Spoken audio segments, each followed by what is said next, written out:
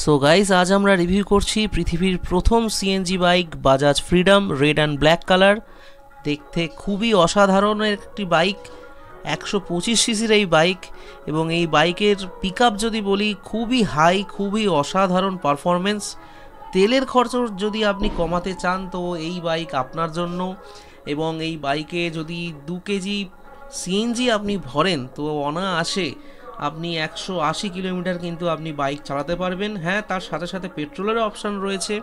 তো ডিটেলসে আমরা সো গাইস, এখন আমরা ডিসপ্লেটা দেখতে পাচ্ছি। সামনে সিএনজি কতটা পরিমাণ রয়েছে তার এখানে বিবরণটা দেখা যাচ্ছে। এবং আপনি দেখতে পাচ্ছেন যে ব্লুটুথের সঙ্গেও আপনি কানেক্ট করতে পারেন, এবং একদম উপরে আপনার বাইক সিএনজিতে চলছে না পেট্রোলে চলছে তার অপশান পেয়ে যাচ্ছেন। এবং এইখানে দেখুন, মোড চেঞ্জ করতে পারবেন। এই যে অপশানটা দেখছেন, এটা উপরেরটা সিএনজি মোড, নিচে পেট্রোল মোড। সো যখন আমি পেট্রোল মোডটা অন করব তখন এখানে পেট্রোলের সাইন দেখাবে, আর সিএনজি অন করলে সিএনজি সাইনটা দেখাবে, দুটো আলাদা সাইন। তো দেখতেই পাচ্ছেন। তো এরপরে আপনাদেরকে দেখাই, এরপরে ব্লুটুথ কলিং ফিচার্স এখানে রয়েছে। এটার মাধ্যমে আপনি আপনার সব কল রিসিভ করতে পারবেন। এখানে ডিসপ্লেতে শো করবে যখন আপনার কোনো ফোনে কোনো নোটিফিকেশান আসছে বা কোনো কল আসছে, আপনি এখানে দেখতে পাবেন, এবং ওই সুইচের দ্বারা আপনি কিন্তু সেটাকে রিসিভও করতে পারবেন। তো এরপরে দেখুন, এখানে আমরা এই যে ট্যাঙ্কটা রয়েছে দেখুন, তো এটা হচ্ছে পেট্রোল। এখানে আমরা 2 লিটারের পেট্রোল আমরা ভরতে পারবো, এবং এখানে হচ্ছে 2 কেজি সিএনজি আমরা ভরতে পারবো। তো একটু খুলে দেখাই। তো দেখুন, এখান থেকে আমরা 2 কেজি সিএনজি ভরতে পারবো। আর পেট্রোলের অপশানটাও একটু খুলে আপনাদেরকে দেখাই। একটু টাইট হয়ে আছে। তো দেখুন, পেট্রোল পুরোটাই ভর্তি দেখতে পাচ্ছেন, একদম মুখ অবধি ভর্তি রয়েছে। তো একটু আগেই আমরা সো এবার আমরা দেখে নেব এর ট্যাঙ্কটা।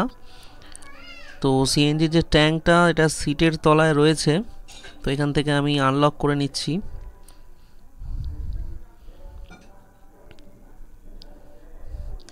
তো এবারে সিটটা সরিয়ে দিলে বেরিয়ে পড়বে আমাদের এই সিএনজি ট্যাঙ্ক। সো দেখুন,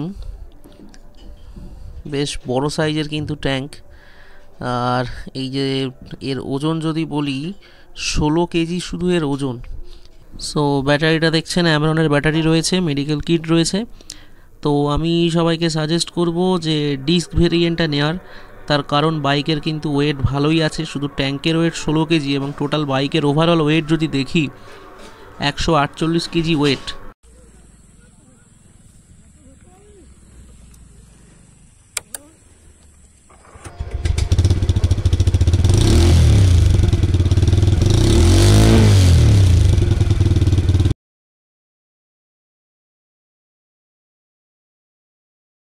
আমি এই বাইকটা চালাচ্ছি, তো চালানোর অভিজ্ঞতা যদি আপনাকে বলি, যে পেট্রোল বাইক আর সিএনজি বাইকের ডিফারেন্স যদি বলি, আপনি বাইকটা চালিয়ে কোনো রকম কোনো ডিফারেন্স কিছুই পাবেন না।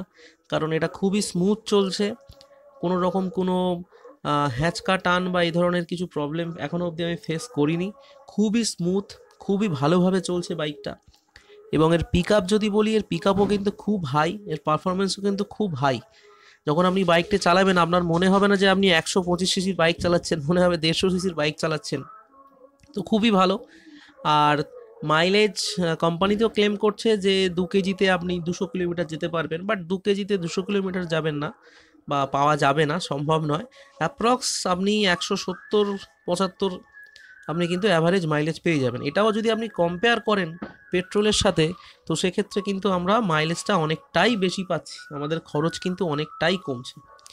এবং এর যদি কিছু ড্রব্যাক যদি আপনাদের সাথে শেয়ার করি, ড্রব্যাক হচ্ছে যারা 5.5 ফুট হাইটের নিচে যারা আছেন তাদের জন্য কিন্তু বাইকটা সুইটেবল একদমই নয়। তার কারণ হচ্ছে এই যে বাইকের সিটটা অনেকটা হাই, যেহেতু নিচে ট্যাঙ্কটা রয়েছে, আপনারা দেখলেন এর বাইকের সিটটা অনেকটাই হাই। 5.5 ফুটের নিচে যদি হয় তাহলে কিন্তু ব্যালেন্স ঠিকঠাক কিন্তু পাবেন না, সেক্ষেত্রে কিন্তু প্রবলেম হবে। এবং আর একটা যেটা পয়েন্ট, যাদের বাড়ির কাছে সিএনজি পাম্প রয়েছে তারা এটাকে নিন। বিশেষ করে গ্রামের দিকের মানুষরা যদি ভাবেন যে আমরা এই বাইকটা নেব, তো আমি আপনাদেরকে রিকোয়েস্ট করব আপনারা দেখে নিন আপনাদের নিয়ারেস্ট সিএনজি পাম্প কোথায় আছে। কারণ আমি থাকি বারুইপুর। আমার যদি এখান থেকে কাছাকাছি পাম্প যদি বলি, প্রায় 10 থেকে 11 কিলোমিটার দূরে কিন্তু অবস্থিত। তাহলে বুঝতেই পারছেন 20 কিলোমিটার আমার যেতে আসতে আমার কিন্তু চলে যাচ্ছে, এবং ততক্ষণ এই প্রবলেমটা আমাদের ফেস করতে হবে, কিছু করার নেই। তো আশা করব আগামী দিনে সব জায়গায় অ্যাভেলেবেল হয়ে যাবে। তো বন্ধুরা, আজকের মতো বিদায়। সবাই ভালো থাকুন, সুস্থ থাকুন।